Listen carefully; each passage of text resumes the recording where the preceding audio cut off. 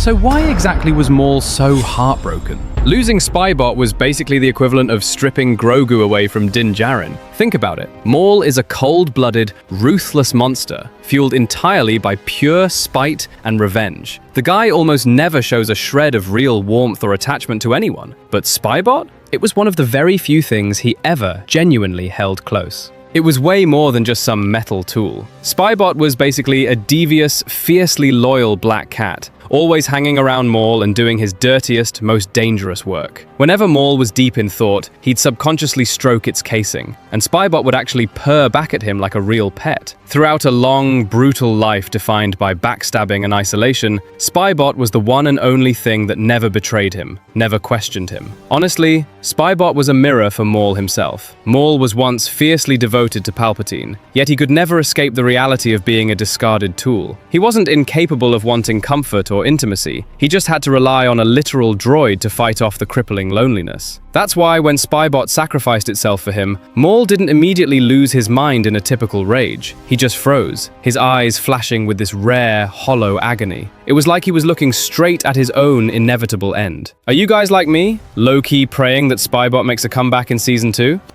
Both second tier, so why can't Maul beat Ahsoka? Maul's window of victory was limited to the Siege of Mandalore, where his peak as a leader met her inexperience as a former apprentice. Beyond that, it was almost impossible. From an evolutionary perspective, Ahsoka is an all-around specialist. Anakin forged her through brutal clone encirclement drills, erasing every weakness. This pushed her to thrive in the worst conditions. Now, with her white lightsabers and a non-traditional view of the Force, she's built a combat system that never stops evolving. In contrast, Maul is a berserker in rage mode. His power is heavily dependent on the fury of the dark side, the ultimate expression of Juyo. But if the initial onslaught fails, his rage backfires, breaking his flow. For Ahsoka, this is the trap. By blending Xian's counters with Ataru's mobility, she only needs one opening to end him. By the time of Rebels, Ahsoka had reached a dual peak of physical prowess and force perception. She was clear-minded, fighting to protect, and as steady as a mountain. During the same period, while Maul had the strength of his cybernetic legs, he was being eaten away by hatred and fear, living in the dual shadows of Obi-Wan and Vader. In the world of the Force, a steady mind equals true power. On this level, the two aren't even in the same league. Maul isn't weak, he simply failed to break through his own ceiling. The more he calculated, the harder it was for him to win. Do you think their power scaling is justified?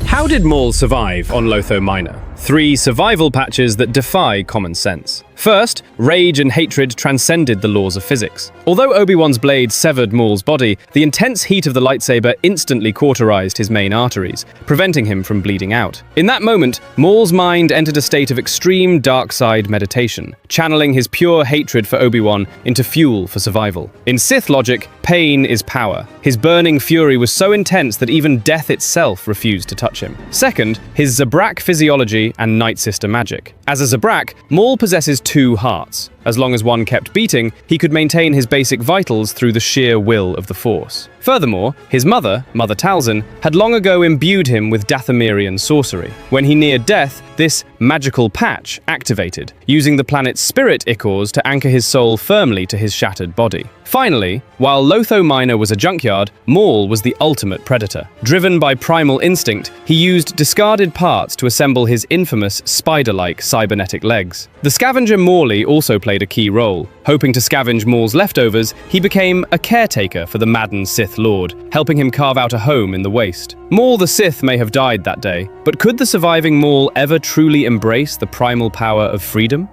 Anakin versus Maul, the golden child versus the scapegoat. Both were child prodigies who fell into Palpatine's hands. But if Anakin was the limited edition masterpiece Palpatine couldn't bear to lose, Maul was merely a disposable rag tossed aside after use. To secure Anakin, Palpatine spent over 20 years playing the role of a surrogate father and mentor. He weaponized Anakin's fear of loss to lure him into the Sith. Even at death's door, Palpatine spared no expense, using top-tier tech to forge Anakin into Darth Vader, the ultimate symbol of Imperial power. In contrast, Maul was a convenience snatch, Originally the eldest son of Mother Talzin, Palpatine abducted him after breaking a pact to exchange shadow magic. But Palpatine never intended for Maul to be his true heir. He stashed him on a remote industrial world for brutal training, crafting him into an invisible weapon, a phantom assassin to clear political obstacles that the Jedi couldn't detect. When Maul was cut in half and plummeted into a junkyard, Palpatine didn't even bother with a search party. To him, if a weapon breaks, you just find a new one, Count Dooku. Even when a miraculously revived Maul swept across the galaxy with his brother Savage Opress, Palpatine only intervened to clean house. He descended upon Mandalore, executed Savage,